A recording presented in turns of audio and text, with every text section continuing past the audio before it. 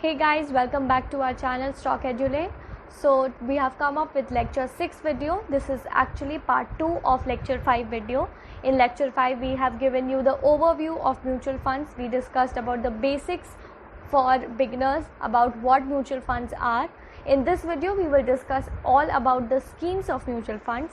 But before that, we like to disclose this great news that we are also on Instagram by the name stock_edulane. So you can search on our Instagram page and follow us for all the updates regarding the new videos and all the lecture series updates.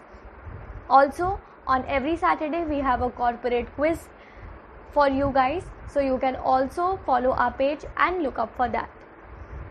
अब हम बात करते हैं schemes की. वो schemes discuss करेंगे जो हम नॉर्मली देखते आ रहे हैं. इनका नाम डिफरेंट हो सकता है लेकिन इनका मतलब ऑलमोस्ट सेम होगा. सबसे पहले बात करते हैं इक्विटी म्यूचुअल फंड्स की. तो जैसे कि ये नेम सजेस्ट करता है, ये इन्वेस्ट मोस्टली करता है शेयर्स ऑफ द कंपनीज में अक्रॉस ऑल मार्केट कैपिटलाइजेशंस. हम होप करते हैं कि आपको मार्केट कैपिटलाइजेशन का मतलब पता है. तो जो भी इक्विटी फंड्स होगा उनके पास पोटेंशियल होता है हायर रिटर्न्स देने के लिए among all the other classes of mutual funds.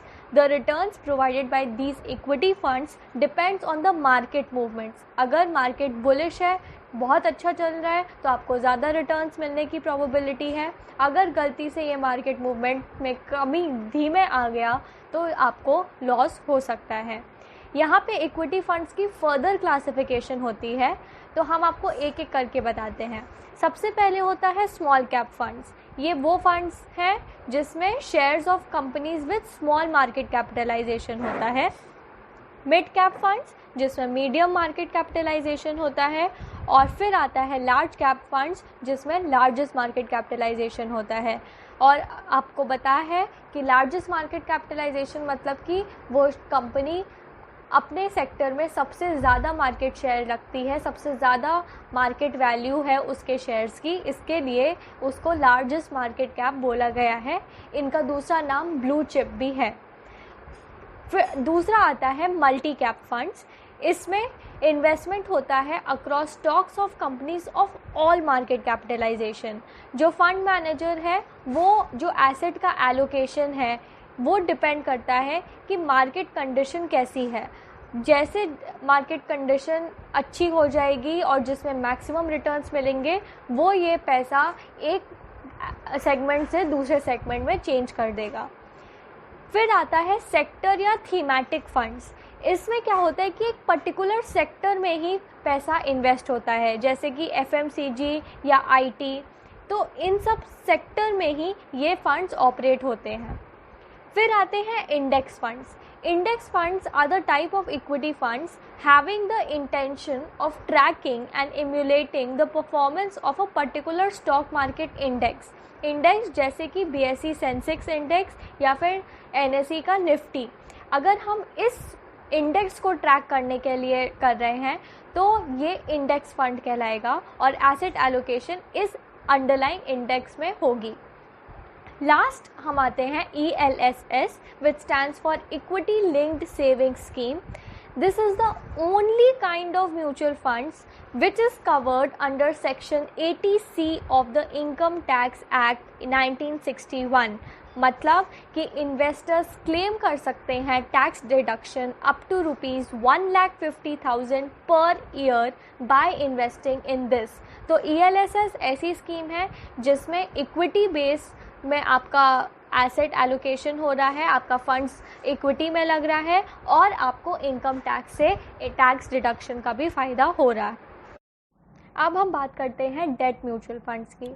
तो debt funds mostly invest in debt and fixed income instruments.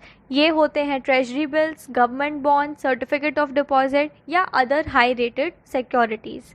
Date funds usually ideal है उन लोगों के लिए जो लोग रिस्क अवर्स हैं, as the performance of debt funds is not dependent on market fluctuation. Market चाहे ऊपर हो या नीचे हो, आपको इसका फिक्स्ड इनकम मिलता रहेगा. इसीलिए ये रिस्क अवर्स लोगों के लिए बहुत आइडियल माना जाता है.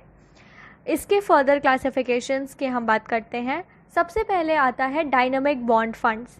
तो dynamic bond funds are those funds in which the fund manager modifies the portfolio depending on the fluctuations in the interest rate, जिसमें कम और ज़्यादा इंटरेस्ट रेट होता रहेगा, फंड मैनेजर अपने हिसाब से एलोकेशन करता रहेगा एक सेगमेंट से दूसरे सेगमेंट के बीच में। नेक्स्ट आता है इनकम फंड्स। इनकम फंड्स वो फंड्स हैं जो लॉन्ग मैच्योरिटी पीरियड के लिए होते हैं और माना जाता है कि वो एक स्टेबल रिटर्न्स देते हैं। Average maturity period in income funds का होता है यूजुअली 5 years। फिर आता है short term and ultra short term debt funds.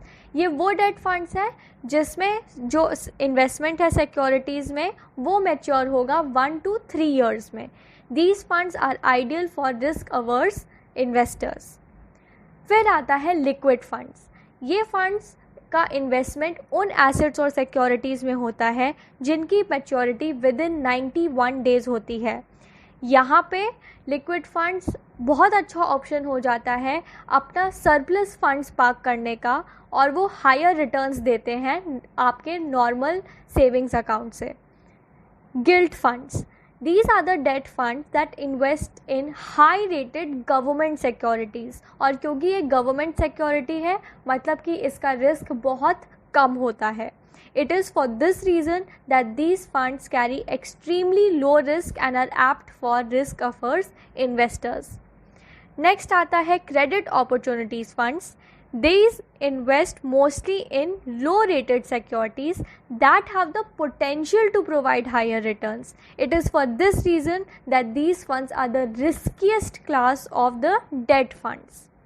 और लास्ट में आता है फिक्स्ड मैच्योरिटी प्लान्स।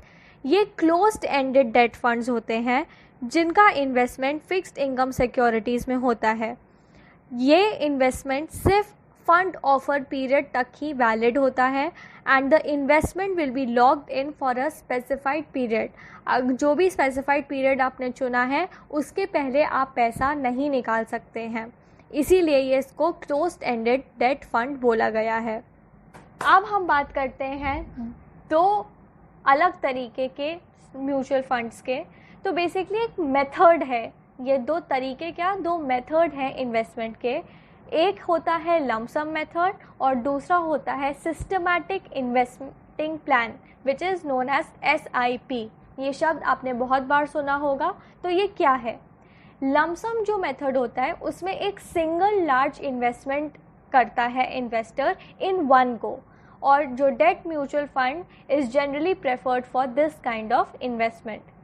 लेकिन जो SIP ऑप्शन होता है उसमें आप एक फिक्स्ड सम इन्वेस्ट कर सकते हैं म्यूचुअल फंड स्कीम में on a regular basis. That is कि उसके एक रेगुलर इंटरवल होंगे, चाहे वो क्वार्टरली हो, मंथली हो, ईयरली हो। एक फिक्स्ड सम आप SIP में लगा सकते हैं और इन्वेस्ट कर सकते हैं।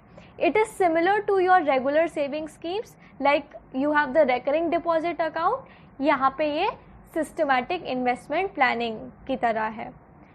अब हम आपको दिखाते हैं कुछ म्यूचुअल फंड्स जो इंडिया में एग्जिस्ट करते हैं। मोस्टली ये है ICICI Prudential mutual fund, HSBC global asset management, IDBI mutual fund, Tata mutual fund, Kotak mutual fund, Mahindra mutual fund, Indiabulls mutual fund, SBI mutual funds, L&T mutual funds, Franklin Templeton investments, Peerless mutual fund, UTI, IDFC, Mirae asset, Shriram mutual fund, Motilal Oswal, IIFL और रिलायंस का। तो आप देख सकते हैं कि कितने सारे म्यूचुअल फंड्स एग्जिस्ट करते हैं। आप अपने इन्वेस्टमेंट ऑब्जेक्टिव और अपने टाइम होराइजन के हिसाब से अपने हिसाब से स्कीम चूज़ कर सकते हैं। आई होप आपको सारे स्कीम्स और ऑप्शंस के बारे में हमने डिटेल में नॉलेज अच्छे से आपको एक्सप्लेन करी हो। Hope you like this video. Do share with others if you feel that it is good enough. Have a nice day.